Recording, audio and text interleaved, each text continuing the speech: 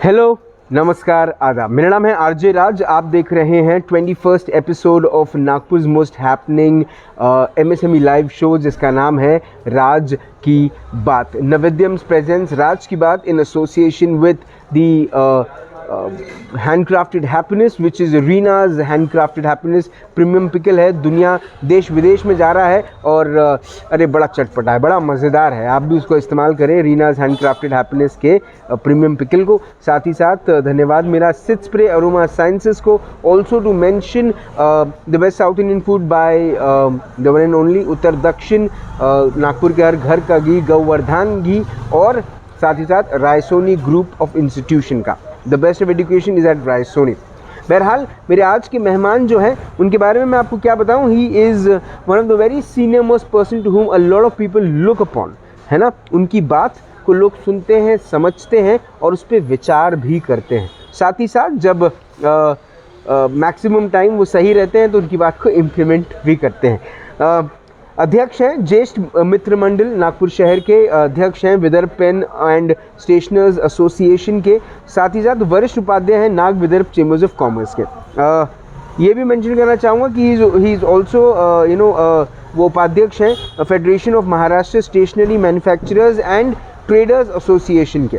मेरे जो मेहमान हैं वो कायदे से देखा जाए तो एक ऐसे व्यक्ति हैं स्टेशनर्स एंड पेन एसोसिएशन के जिनकी बात हर जगह सुनी जाती है। मेरे साथ आज मेरे आज के मेहमान श्री अर्जुन आहूजा जी। अर्जुन जी नमस्कार और आपका स्वागत है राज की बात में। सर धन्यवाद, बहुत बहुत नमस्कार जी। सबसे पहले आहूजा साहब आपसे ये सवाल मेरा कि आप इस व्यवसाय में कितने वर्षों से हैं। आप फाउंडिंग प्रेसिडेंट हैं stationers and pen Vidarbha stationers and pen association के, लेकिन आप खुद इस व्यवसाय में कितने वर्षों से हैं? सर मैं करीब 53-54 वर्ष से इस व्यवसाय में हूँ।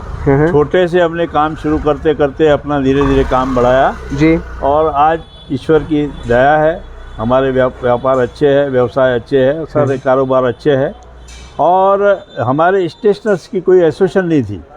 मैं यहाँ पर नागपुर जनरल मर्चेंट एसोसिएशन में अध्यक्ष था, लेकिन किसी कारण से हमें ध्यान में आया कि हमारे स्टेशनर्स भी बढ़ते जा रहे हैं जी, तो हमने अपनी एक एसोसिएशन का गठन करना चाहिए।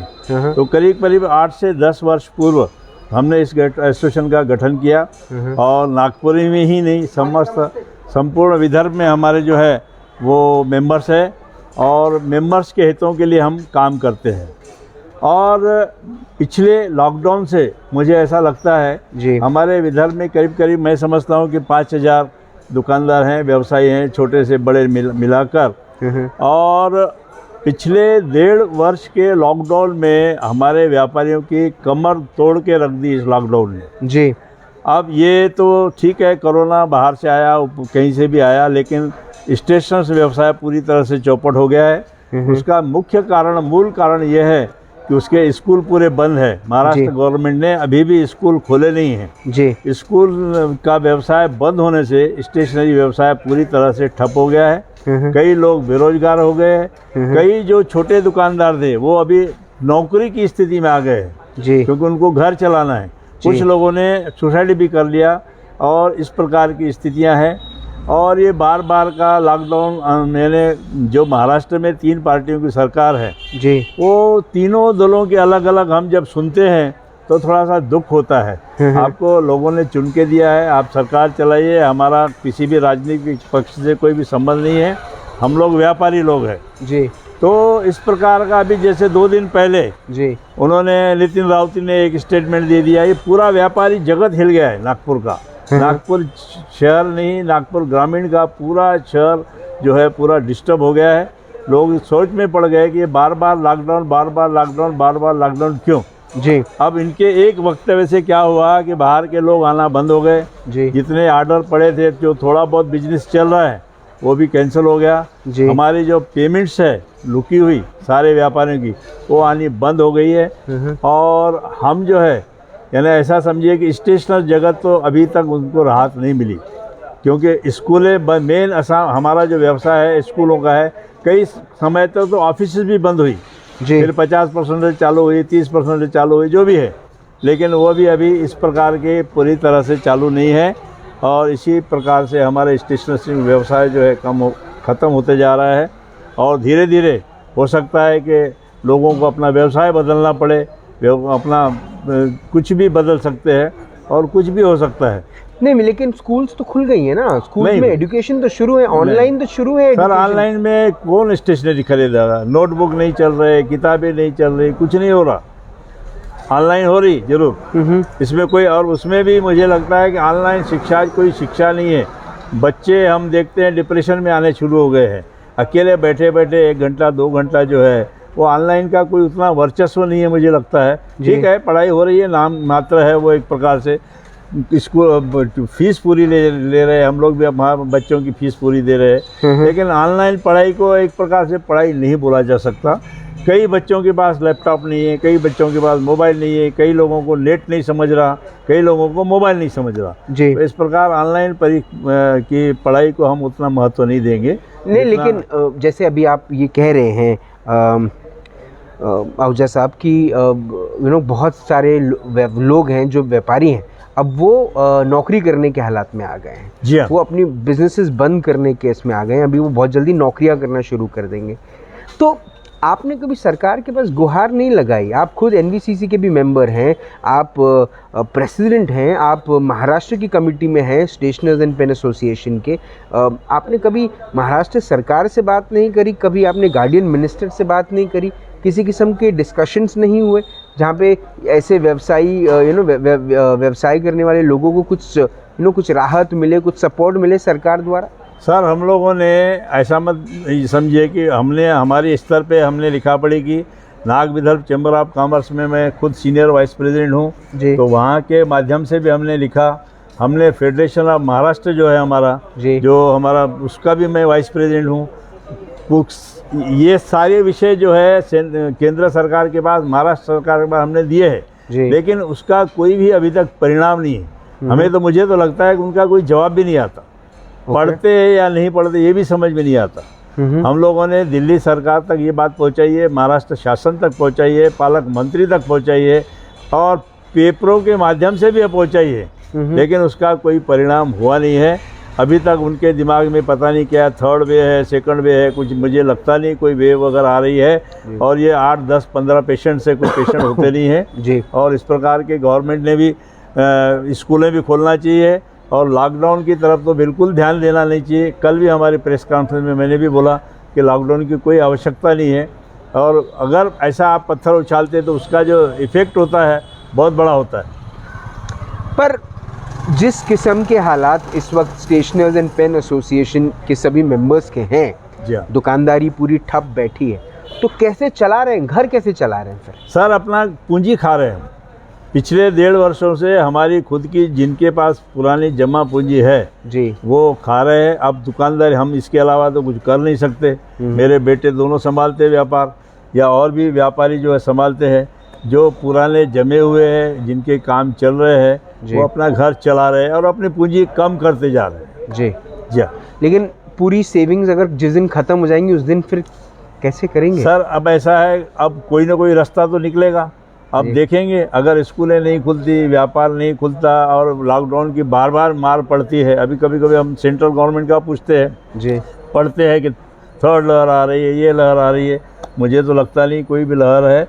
और अभी लोगों ने कोरोना के साथ कैसा जीना ये सीख लिया है जी, और लोगों को उसी प्रकार रहना। वो 2 साल रहे कि 3 साल रहे कि 4 साल, कुछ बोल नहीं सकते, कोई भी नहीं बोल सकता।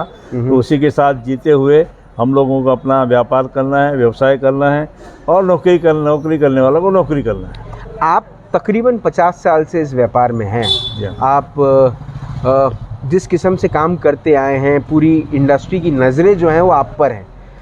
कैसे जूझ पाते हैं, कैसे अब डील कर पाते हैं अपने छोटे भाइयों से जब मिलते हैं जो सेम व्यापार में हैं, जब वो आके एसोसिएशन के बाकी मेंबर्स आके आपसे गुहार लगाते हैं, अपनी तकलीफ़ें बताते हैं, उनको कैसे, किस तरह से?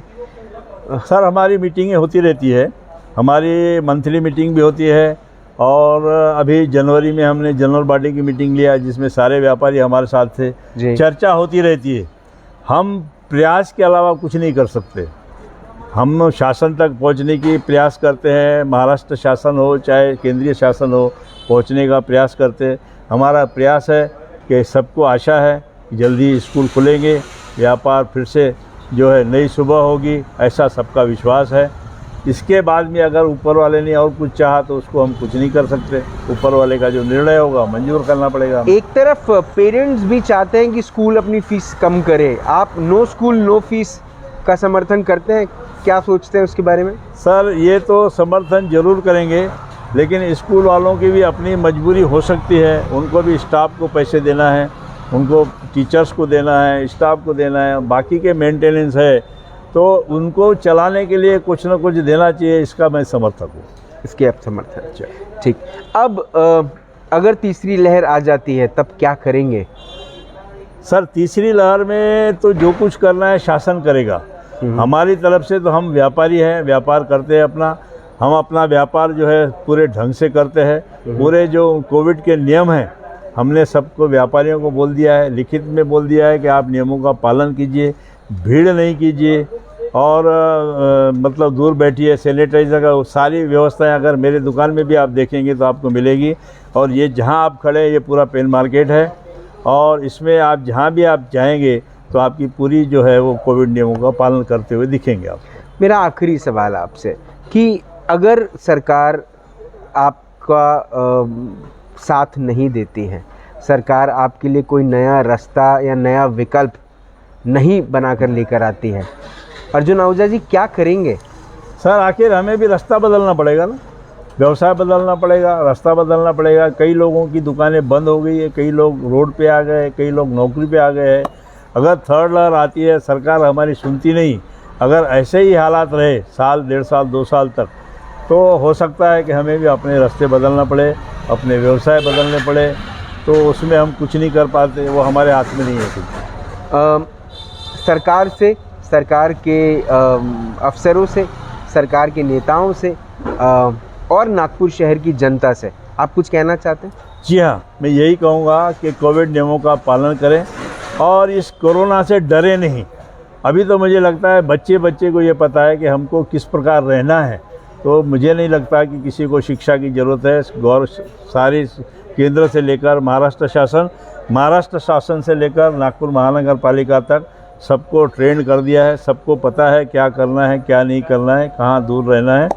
और मैं तो गवर्नमेंट से ये निवेदन करूँगा कि आइंदा ये लॉकडाउन के बारे में सोचना बंद कर दीजिए, लोगों को उनके हाल पे छोड़िए। लोगों को समझ रहा है, सब लोग नहीं समझ रहे ऐसा नहीं है, और वो लोग चल रहे हैं, व्यापार चल रहा है, जो भी चल रहा है, 2 आना, 4 आना, 6 आना, 8 आना, जब धीरे धीरे बढ़ेगा, ऐसी हमारी उम्मीद है। अर्जुन आहूजा जी, आपने अपना वक्त दिया, आपने हमसे बात करी, आपने फिर एक बार कहीं ना कहीं एक उम्मीद जगाई उनके लिए जो आपको बड़ी निराशा से देखते हैं, और उम्मीद करते हैं कि आप उनका साथ देंगे।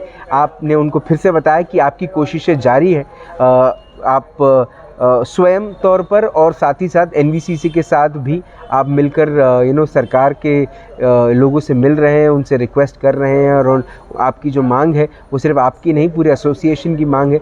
ये आपने हमको बताया, उसके लिए बहुत बहुत धन्यवाद। धन्यवाद सो मच। धन्यवाद। आज अर्जुन आहूजा जी से मुलाकात हुई जो पेन बाज़ार में जिनकी दुकान है, अगर मैं आपको बताऊं तो उनकी दुकान का नाम है विक्रम। ये देखिए, ये विक्रम पेन एंड स्टेशनर्स, और ये 50 साल से इस व्यवसाय में हैं विक्रम आहूजा जी। उनसे बात हुई, उनके साथ चर्चा हुई। उस पूरी चर्चा में एक बात वो बार बार दोहरा रहे थे, अलग अलग तरीक़ों से ये बात कहने की कोशिश कर रहे थे कि अगर फिर से बंद वाले हालात आए तो अब वो परमानेंट बंद वाले हालात आ जाएंगे। ये टेम्परेरी बंद नहीं होगा, ये परमानेंट बंद वाले हालात आ जाएंगे, और अगर परमानेंट बंद हुआ तो लोगों की ज़िंदगियां भी बंद हो जाएंगी उसी में। सरकार से एक बात करते हैं, माननीय सरकार, माननीय चीफ मिनिस्टर आदरणीय श्री उद्धव ठाकरे जी, ये बात बिल्कुल सही है साहब कि आप लोगों की रक्षा और सुरक्षा के बारे में सोच रहे हैं, ये आपका काम है। इसीलिए महाराष्ट्र की जनता ने भाजपा और शिवसेना को चुना था, इस उम्मीद से चुना था कि वो महाराष्ट्र की रक्षा, सुरक्षा और विकास के बारे में सोचेगी। विकास के बारे में तो अभी हम बात नहीं कर सकते क्योंकि लॉकडाउन का माहौल था, 2 साल कोविड का तकलीफ़ चली, अभी हाल ही 4-5 महीने पहले ही सब कुछ खुला है। तो चलिए उसके बारे में बात नहीं करते, विकास के बारे में बात नहीं करते, रक्षा और सुरक्षा के बारे में आपसे बात करते हैं। और वो काम अब तक आप अच्छे से नहीं कर पाए हैं। मानिए इस बात को उद्धव ठाकरे जी, मानना पड़ेगा आपको कि आप अच्छे से नहीं कर पाए हैं। ना आप पूरे प्रदेश को वैक्सीनेट करवा पाए हैं, दोनों वैक्सीन की मैं बात कर रहा हूँ, नंबर्स अभी भी बहुत कम है। व्यापारियों के लिए आपने सिर्फ एक ही चीज़ चुनी है और वो है बंद कर दो। आपने कोई सपोर्ट दिया? क्या आपने जीएसटी में राहत दी? क्या आपने लोगों को रिटर्न भरने के लिए, टैक्स भरने के लिए मना किया? आपने शराब की दुकानें खोल दी साहब। सोचिए, आपको पता है कि उसमें सबसे ज़्यादा टैक्स आपकी कमाई होती है, महाराष्ट्र सरकार की सबसे ज़्यादा टैक्स कमाई शराब से होती है, तो आपने शराब खोल दिया। बाकी व्यापारियों का क्या? बाकी व्यापारियों के परिवारों का क्या? आपने स्कूल्स को आज़ादी दे दी कि आप ऑनलाइन एजुकेशन शुरू कर दो और पेरेंट्स से पैसे लेना शुरू कर दो। पेरेंट्स जो फीस भरते हैं उनका क्या? आपने स्कूल्स के बारे में सोच लिया, आपने पेरेंट्स के बारे में नहीं सोचा। कैसे करें, थोड़ा समझाएं भी हमें। सिर्फ ये मत बोलिए कि मास्क पहने, सैनिटाइज करें, घर में रहें, बंद कर दो दुकानें, 4 बजे तक व्यवसाय, 8 बजे तक रेस्टोरेंट। ये क्या कर रहे हैं आप सीएम है ना हमारे, आप कुछ कर सकते हैं, आपके हाथ में वो पावर्स हैं, आप बहुत कुछ कर सकते हैं। कहीं हमारे लिए दुर्भाग्य की बात तो नहीं है कि हम विदर्भ में रहते हैं? कहीं ऐसा तो नहीं है साहब? नागपुर वाले इसलिए तो सहना नहीं पड़ रहा है। ये भी एक थॉट लोगों के मन में है। कृपया आप इस थॉट को ना कंफर्मेशन में मत बदलिए कि आप नागपुर वाले हो, आप विदर्भ वाले हो, इसलिए सहना पड़ेगा। कृपया विदर्भ के व्यापारियों के बारे में सोचें। और आदरणीय मोदी जी से भी निवेदन है कि आप भी व्यापारियों के बारे में सोचें। गिनती के 4-5 व्यापारियों के बारे में नहीं, पूरे देश के व्यापारियों के बारे में सोचें, क्योंकि व्यापारी जो है वो देश की कमर है, देश की पीठ है। वो टूट गई, देश टूट जाएगा।